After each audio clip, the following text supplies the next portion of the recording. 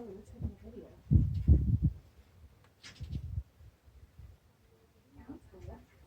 yeah, I was gonna do that too. Okay, Johnny come lately.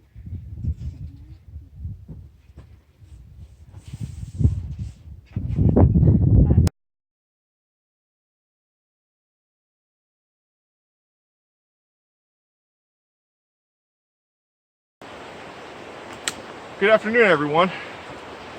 It is Saturday, August the 25th, almost 3 p.m., and I'm doing a 2-day weekend backpacking loop in the eastern section of Great Smoky Mountains National Park, North Carolina. I'm doing a few trails that are new to me in the Cataloochee Valley region of the park. I'm excited to see some new stuff, check off a few more trails on my quest for the Smoky's 250 and 500 mile pins, and also the Smoky's 900 mile club, which is going to be a lot more difficult for me given where I live. Even though it's the end of August, you probably won't see this video until the end of September or October because of my lackadaisical video editing schedule. And you might notice that my last video was the end of July, about a month ago, to Pilot Rock and peak bagging around the Mount Pisgah area. But fear not, I have been hiking in that time. There's been a lot of bad rain all over the state during August, combined with a family wedding, my sister, and a lot of work at school. So instead I did a few hikes locally around the triangle, including the trail system of Occoneechee Mountain State Natural Area, a short loop in Raven Rock State Park, and a 10-mile shuttle hike through Eno River State Park on the Mountain Sea Trail. But I only took pictures of those hikes, no videos. Sometimes when it's a shorter hike or something I deem less scenic and interesting, I don't even bother taking a long narrated video like this because I don't think people will like it. I mean, who knows? But anyways, this is my first big trip in a month and my first backpacking trip since late April when I last came to the Smokies. In the middle of this week, there's a huge front that brought a lot of rain, but actually dropped the temperatures almost 20 degrees around the state. And I had a couple things due yesterday at work, and combined with these low temperatures, I thought it was a perfect time to get back out on the trail and camp for a night. It's supposed to be in the mid-50s tonight with a highs of 65 to 70 during the day and almost a 0% chance of precipitation. Pretty amazing. So I'm looking forward to getting in higher elevations where it's cooler and seeing what the Cataloochee region has to offer. I'm going to break out the national park map in a bit to show you my weekend plan, but thought I'd go ahead and tell you that I started the hike around 1:45 p.m.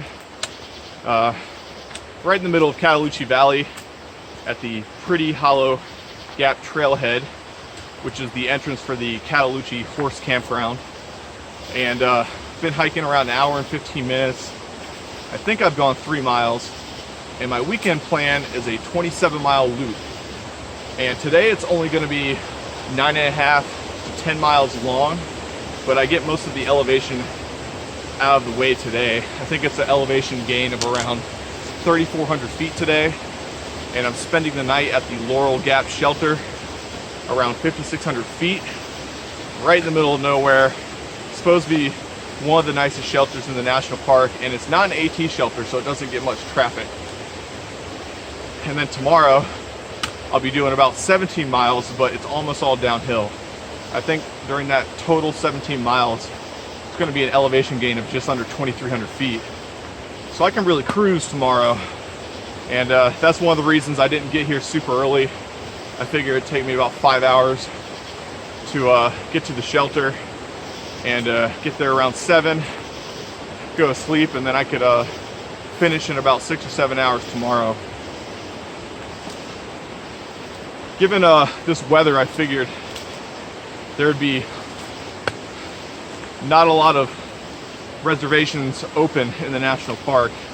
But last night when I was doing my planning, I was the only person registered to spend the night at Laurel Gap as of like 10 o'clock p.m., which is pretty crazy. I guess after the middle of August, when school resumes, all of those reservations and all the trail traffic goes down a lot. And there's a lot of room at campsites all over the park, but this loop really enticed me. And hopefully I'll have a lot of room to spread out and enjoy the night. Hiked around a mile or so on the Palmer Creek Trail, mostly above it. This is the first time I've gotten really close. Nice little wide cascade here at the first bridge crossing over the creek.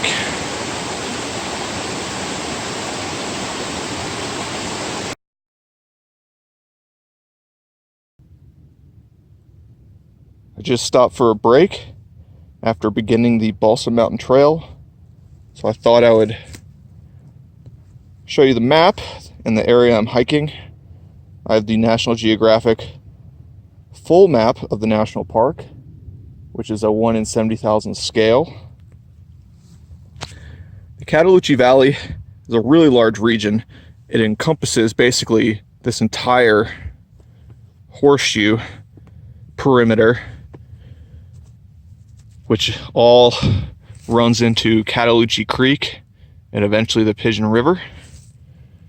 I basically started in the dead center of the valley, right where this Cataloochee horse symbol is, initially following the Pretty Hollow Gap Trail, and then picking up the Palmer Creek Trail, which is 3.3 miles long. And originally I said in a previous segment that it was a hikers only trail, but on here it is green, which means it is also mixed use with horses. I just didn't see any evidence on the hike that horses used it, no hoof prints or super muddy areas or horse poop. Did about half mile or so on Balsam Mountain Rd, which is a one-way narrow gravel road that receives little use. And I just started the Balsam Mountain Trail, and it is 2.3 miles to Beach Gap. And then from there, it is just under 2 miles to the Laurel Gap Shelter, which lies between Balsam High Top and the Mount Sterling Ridge Trail. And after spending the night there, I will follow the Mount Sterling Ridge Trail. And on here, it's also yellow highlighted, which means it's part of the Benton-Micaiah Trail. This is the northern terminus of the Benton-Micaiah Trail. And I've done the section from where it says Big Butt and Big Cataloochee Mountain all the way to Mount Sterling. And I'll summit that, and hopefully the visibility will be good tomorrow, because I'll be able to do that by noon, I hope, or earlier. And from there, I'll follow the Mount Sterling Trail downhill and connect with the long Bunk Trail, which I haven't done before, and drop into the more remote Little Cataloochee Valley and pass by some old cabins and churches and stuff, and then follow the Little Cataloochee Trail up and over Davidson Gap before finishing the hike. So this first section is roughly 9.5 miles, and this second section is close to 17 miles, but involves little climbing compared to today. It is 5:20, and I've made it to Beach Gap. Just crossed Ledge Bald and Unranked Peak. Very overgrown with basically all these weeds you can see. Couldn't even see the trail for the most part. Glad I'm wearing long pants for once in the summer. And now I'm connecting with the Benton-Micaiah Trail. We'll follow that and the Balsam Mountain Trail over to Laurel Gap, which is a little under 2 miles away. And to the left, the Beach Gap Trail leads to Straight Fork Road, which is accessible in the winter. So I imagine that maybe that trail receives a little bit more use. Making good time so far. Should be at the shelter by 6:30, I hope. And wanted to mention that for the previous mile and for the next 10 miles or so, this loop will be above 5,000 feet. So this is really perfect for a summer backpacking trip, trying to get to the cooler temperatures, and should be a beautiful weekend, I hope, without any rain, even though it's been a lot cloudier today than I expected.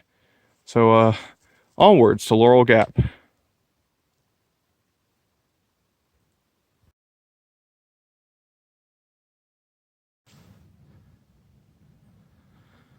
Made it to the Laurel Gap Shelter around 6:15.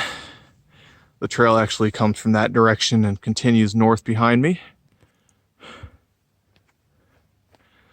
Bare cables right there. There's horse tie-ups over there, and I think the toilet or latrine is somewhere over there. Hopefully I don't have to use it. Took me around 4.5 hours to get here. GPS is reading 10.1 miles, so slightly longer than what I calculated, but still kept a good pace, over 2 miles an hour total with a weekend backpack. And so far I'm the only one here,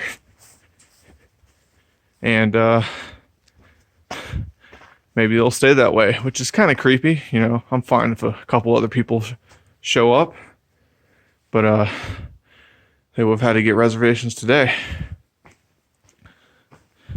Let me go ahead and show you my brand new ultralight backpack. I actually got it a month and a half ago, but I ordered it last December. It's a custom collaboration between Massdrop and Granite Gear.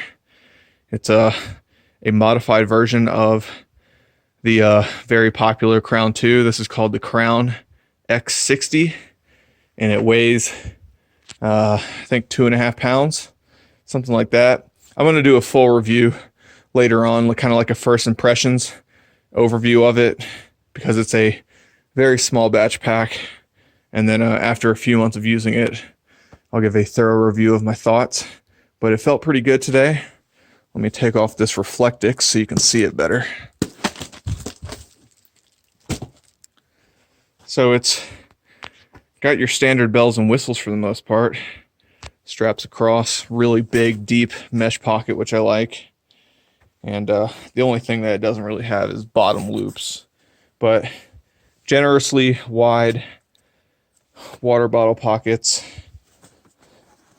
and floating top lid that actually converts to a lumbar hip belt pack, which is a really cool feature. That's kind of the modification of it.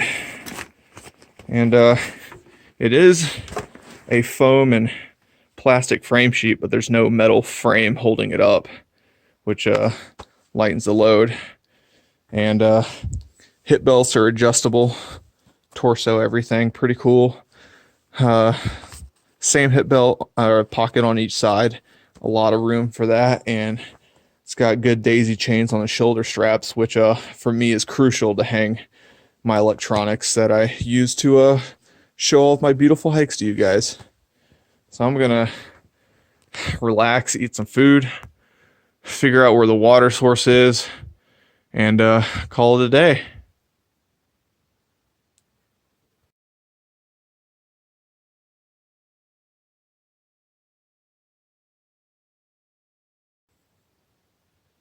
All right, I'm packed up, ready to go.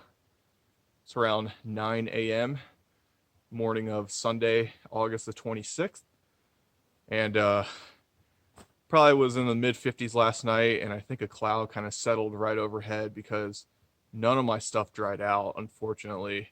All of my sweaty gear I'm wearing again. That means sweaty underwear, sweaty wet pants. Fortunately, I have an extra t-shirt, and I brought a change of socks, but I have my shirt kind of draped over the back of my pack. Hopefully that will dry out in a couple hours so I can wear it so I don't get a lot of bug bites or sunscreen later in the day. Otherwise, it was a pretty good night here. I was the only person that stayed. And before I go, I'm going to go fill up at the water source downhill and then connect with the Mount Sterling Ridge Trail. About to start that 17-mile second day. Here's the water source for the Laurel Gap Shelter. It is a good walk downhill from the shelter, but it is a really good water source. It seems like the flow today is probably a little bit higher than average, but I still think you would be able to fill up quickly almost year round here. This is actually the origin of Lost Bottom Creek, which I passed yesterday. And originally I said I was crossing a bridge over Palmer Creek, and then I said it was Low Bottom Creek, and looks like I read that wrong and it's Lost Bottom Creek. So obviously my research and planning and narration is not up to par this weekend. But, you know, I filled up my 32-ounce Sawyer bag. I think that should tide me over for half of the day at least. I just chugged about 22, 24 ounces of my water from last night. So I got a full liter, throw some G2 Gatorade powder in it, and get going. I just hiked through Pretty Hollow Gap a few hundred yards downhill around 10:30, and so making pretty good timing so far today. About 4.3 miles in an hour and a half. And now I am climbing out of the gap towards Mount Sterling. This is one of two real climbs of the day. This is about 700 feet elevation change in 1.8 miles, so not really a tough climb at all. As I was saying, most of this 17-mile second half of the weekend is going to be flat or downhill, and the trail is beautiful so far on the north side of Mount Sterling Ridge. Very rocky, but very pretty. Got a nice breeze to my left, feeling about 60 degrees, feel great. And I hope that since this is much closer to Mount Sterling, there's going to be a lot less spider webs than what I just went through for the first 4 miles.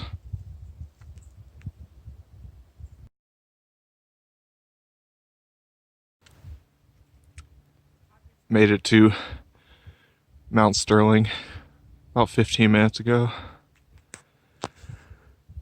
Refueled and actually put my long sleeve shirt up on the tower, hoping it might dry out a little so I can wear that for the rest of the hike. This is the highest elevation I'm going to be today, 5,842 feet. The tower itself is 60 feet high, but if you're interested in more details on the tower and the geography, check out my video from last November. So I'm going to go up there and hopefully get some views.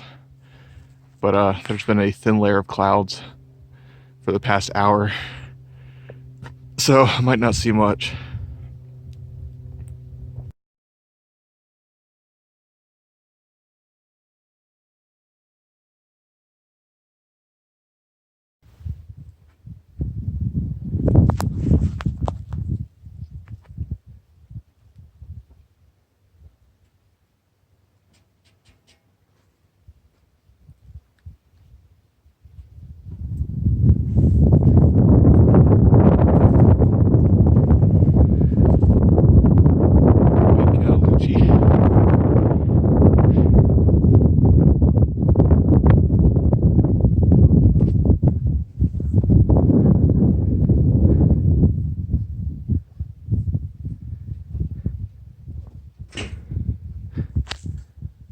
I think that's Mount Guyot.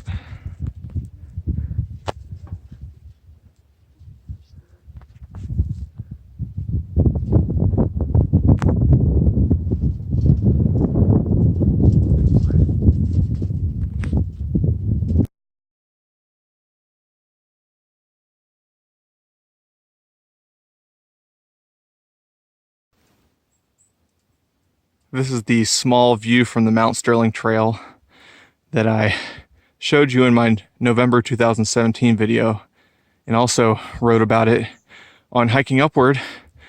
And I assumed that was Mount Sterling, but it was covered in clouds in November. And clearly it's not, because I would be able to see the tower and the power line cut from here. So I believe that actually Mount Sterling is straight up there. So I'll have to modify that. I am currently on the long Bunk trail. I've been on it around 10 minutes. The trailhead is about half mile from Mount Sterling Gap. And I'm done with kind of the most treacherous downhill of the day, but I still have a long ways to go. The long Bunk trail is 3.6 miles to Little Cataloochee Creek, and then 4.1 miles on the Little Cataloochee Trail, including a climb about 400 or so feet up Davidson Gap, and then about 0.8 miles on the Pretty Hollow Gap Trail. So got about 8.5 miles or less to finish up the hike. I'm making good time. It's around 1 o'clock, but it's looking more like I'm going to finish this in 7.5 hours instead of, I was hoping, 6.5 to 7 hours. But yeah, the Mount Sterling Trail, I do have to talk, man, that is a treacherous trail. I do not like that trail. The first time I did it was late November last year, and there was a brief overnight snowstorm that deposited about 2 inches of snow and ice at the higher elevation. So when I did it, it definitely felt very slippery and hazardous, but completely dry today. It's just incredibly rocky, and it's a moderately steep grade, and going up it is pretty strenuous. Not the most difficult uphill, but going downhill is just murderous on your feet. There are so many tiny hand-sized rocks everywhere that are easy to slip on and just hurt your feet continuously. And I am very glad to be done with it. This trail, I hope both this and the Little Cataloochee Trail are more like single file hikers paths that don't lose as much elevation. Otherwise, this is going to be a tougher day than I expected. It's 2:30 and I'm standing on the road bridge over Little Cataloochee Creek. I've been on the Little Cataloochee Trail around 10 minutes, and I have about 4.5 miles to go, or maybe a little bit more.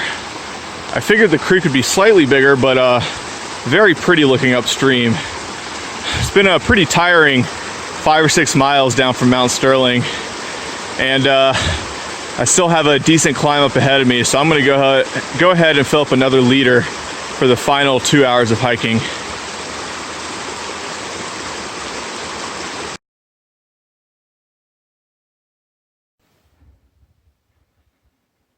The Little Cataloochee Baptist Church. Wow, that was a freaking steep forest road climb from the creek. Seemed like almost 400 feet straight up.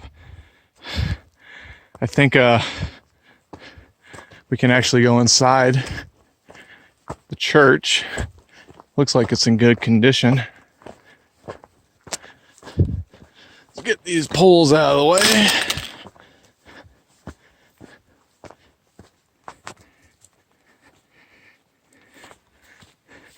Hope there's not a bear in there waiting for me.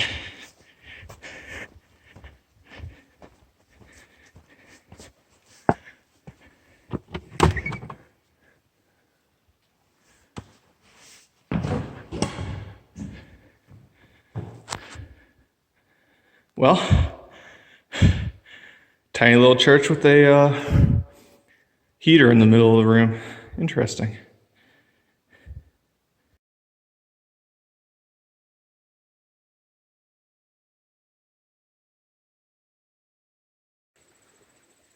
The cook cabin, really good condition. I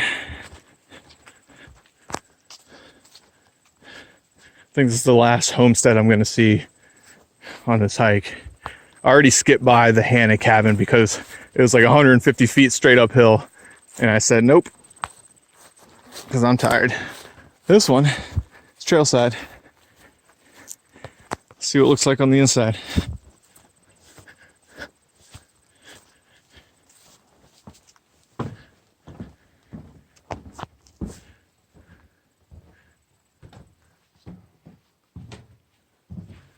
Wow, low ceilings.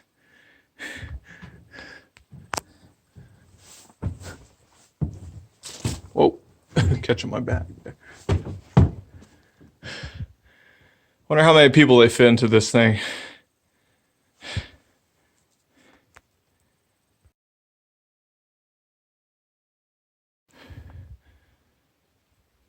Finally made it up to Davidson Gap. Man, that was a tough slog from Cook Cabin up to here. About 600 feet elevation change and probably 0.5, 0.6 miles. Really steep, especially after hiking over 22 miles this weekend. The gap is only just above 3,800 feet, but feels loftier than it is. This might have been an old route from the Palmer Creek Valley to the little Cataloochee Valley up and over this narrow little gap here. All right, only got about 2.8, 2.9 miles left. All downhill, I hope. I'm finally back on flat land and I only have half a mile to go on the Pretty Hollow Gap Trail before I finish. And I haven't seen anyone, so I thought I'd go ahead and film the closing segment right now. I'm gonna end up finishing the hike around 5 p.m., which means in total I've been out in the trail for about 8 hours, including breaks. And that's about an hour longer than I was hoping for. And in total, this day was much tougher than I anticipated, especially the little Cataloochee Trail. That was much more difficult than I really imagined, given the length of the trail and the climbs that you had to do. And I guess I always have to remember that even if it's an easy going 17-mile day, in the mountains that's always going to be kind of tough, because you have to deal with a lot of rocks, a lot of mud, and some random steep up and downs that kind of knock the wind out of you. And that doesn't help that the steepest climb of today was the final climb up to Davidson Gap. Since then it's been mostly downhill or flat, following Davidson Branch and now Palmer Creek again. So in total, over 2 days, my GPS is saying it's going to be about 27.9 miles, but after I clean that up, it'll be closer to 27, and I would have hiked for about 12 and a half hours, which means that despite me continually saying I'm behind schedule, I actually kept a pretty good pace over 2 days of about 2.25 miles per hour, or 2.3 miles an hour, with a weekend backpack.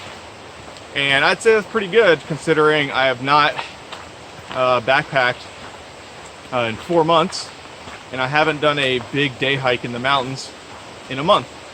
So don't quite have my trail legs under me at the moment.